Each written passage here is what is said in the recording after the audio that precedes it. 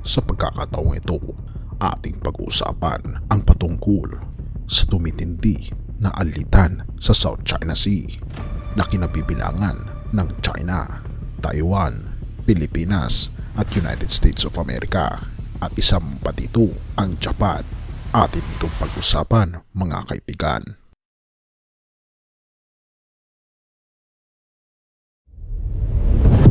Nito lamang, ang Chinese aircraft carrier Shandong ay nagtagal sa Taiwan Strait at headline pa na ang misyon ng pagrereserba ng Pilipinas ay nisturbo ng mga inchik. At dahil dito, tumitindi ang tensyon sa South China Sea na pinangangambahan na magsisimula ang panibagong yugto ng isa sa mga pinakamalaki na digmaan sa kasaysayan. Ang aircraft carrier kasi ng People's Liberation Army Navy na CNS Shandong 17 ay nag-umpisa ng paglipat ng Taiwan Strait noong Miyerkules ayon sa Ministry of National Defense ng Taiwan, samantalang nagkabanggaan muli ang Pilipinas at China sa Second Thomas Shoal noong Biyernes, kung saan ang isang barko ng Chinese Coast Guard ay gumamit ng water cannon laban sa isang barko na pang-supply ng Pilipinas. Noong Huwebes, naglabas ng pahayag ang Ministry of National Defense ng Taiwan na nagsasabing ang Shandong Carrier Strike Group ay naglalayag mula sa timog patungo sa hilaga sa kanluran ng median line ng Taiwan Strait at patuloy na naglalakbay pa-north ng alas 8 ng umaga noong Huwebes. Hindi nagbigay ng detalye ang pahayag tungkol sa mga sasakyan na kasama ng Shandong sa paglipat at hindi pa naglabas ng karagdagang pahayag ang ministry tungkol sa kilos ng carrier. Ang home port ng Shandong ay nasa Hainan Island na matatagpuan sa timog kanlurang bahagi ng Taiwan Strait. Ang carrier ay karaniwang dumadaan sa Taiwan Strait kapag papunta o pabalik mula sa maintenance sa shipyard sa Dalian na matatagpuan sa northeastern province ng Liaoning sa China. Bumalik ang Shandong sa South China Sea noong Lunes matapos ang 12-day deployment sa Western Pacific, kung saan ang mga J-15 fighters nito ay nagkakandak ng 420 sorties. Noong Biyernes, naglabas ng pahayag ang Philippine National Security Council ng 7:30 ng umaga na nagsasabing inistorbo o blinak at isinagawa ang mga peligrosong maniobra ng Chinese Coast Guard at China Maritime Militia sa layuning iligal na hadlangan o pigilan ang isang pangkaraniwang misyon ng resupply at rotation patungo sa LSTBRP Sierra Madre LS-57 na nakatikip sa Second Thomas Shoal na tinatawag na Ayungin Shoal ng Pilipinas at Trinay Reef ng China.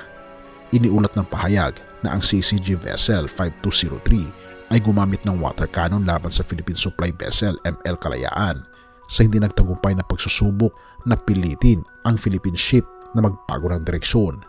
Oo mga kaibigan, hindi natinag ang Pilipinas habang inaatake ng water cannon ng China nito lamang.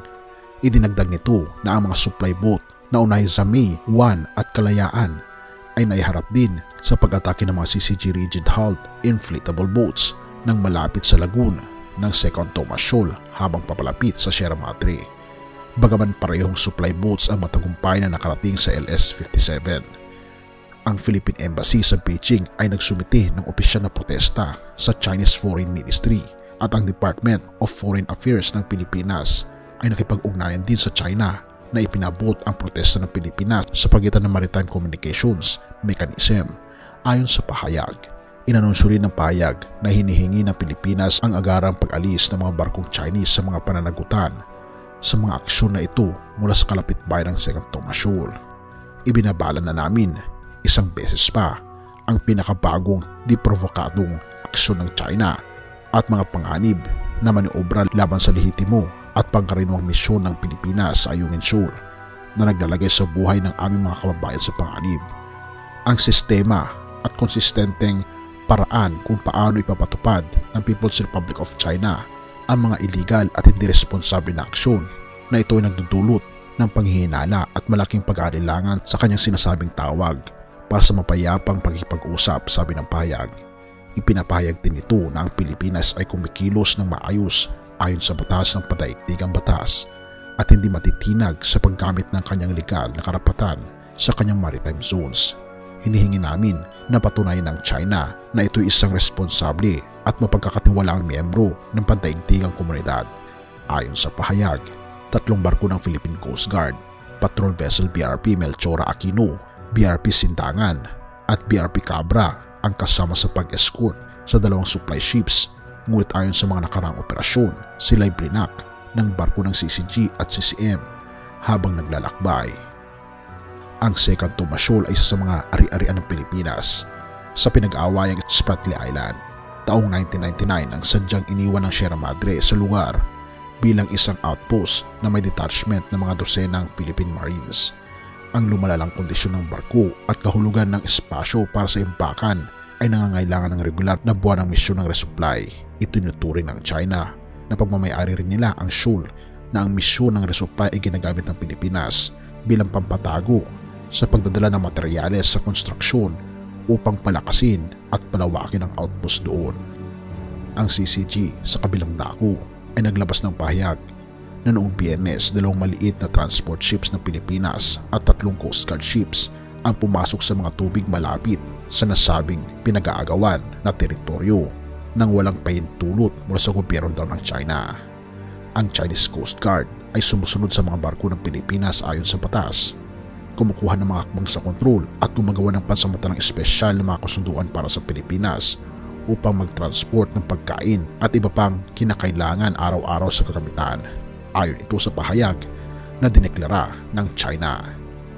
Ngunit ito mga kaibigan, ang nangyayari ngayon sa paligid ng Japan, isang Plan Dongjiao class intelligence ship na may bilang ng barko 799 ay nag-ooperate ayon sa 2 pahayag ng Joint Staff Office ng Ministry of Defense ng Japan. Sa isang pahayag noong Huwebes, iniulat na ang Jongdao 799 na mas maaga nang naglalayag patungong Timog Kanluran sa Miyako Strait noong October 28 ay nakita na naglalayag patungong kanluran ng alas 3 ng hapon noong Miyerkules, humigit kumulang 31 miles silangan ng Tanegashima Island, kung saan matatagpuan ang pinakamalang space development at launch center ng Japan, ang Tanegashima Space Center. Mula Miyerkules hanggang Huwebes, dumaan ang Dongjiao 799 sa Osumi Strait upang pumasok sa East China Sea habang minomonitor ng Japan Maritime Self-Defense Force Fleet Oiler JS Oimi ang mabilis na barkong JS Shirataka at ang P-1 Maritime Patrol Aircraft mula sa Fleet Air Wing 1 na nakabase sa Kanoya Air Base sa pangunahing isla ng Kyushu. Kung nangyayari ito, ibig pang sabihin ay tilabaga hinahanda rin ng Japan ang posibleng pag-atake ng China laban sa mga kaalyado nitong Pilipinas, Taiwan at kung magkakaroon ng kaguluhan dito mga kaibigan.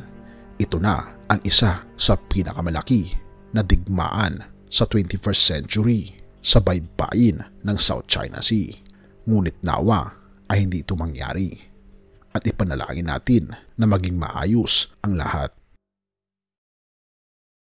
Mga awit 9 verse 9 to 10. Si Yahweh ang takbuhan ng mga pinahihirapan, matibay na kanlungan sa oras ng kaguluhan. Nananalig sa iyo, Yahweh, ang kumikilala sa iyong pangalan dahil wala pang lumapit sa iyo na iyong tinangkihan.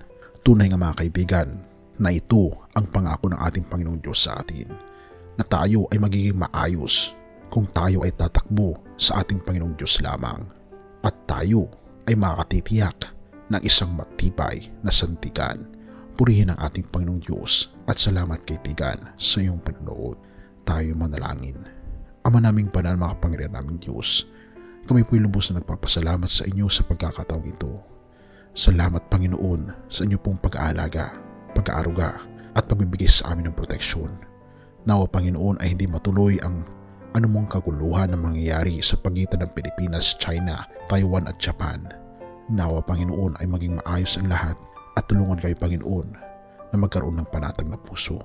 Purihin ka o aming Panginoong Diyos at patawarin po kami sa lahat ng aming pagkukulang at pagkakasala, pagkat ito ay aming samot-hiling sa matamis na pangalan ng aming Panginoong Hesus. Amen.